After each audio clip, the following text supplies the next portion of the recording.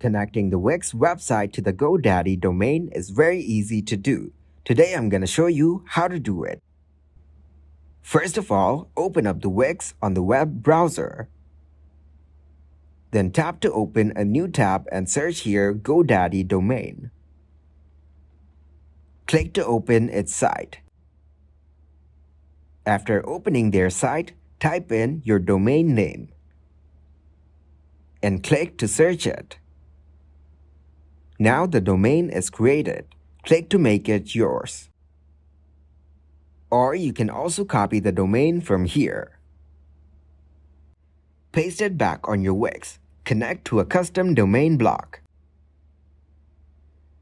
After pasting the domain link, click on Let's Go to connect it to Wix. Now click on Make It Yours and tap to Upgrade Now. Update your site to connect the domain with Wix.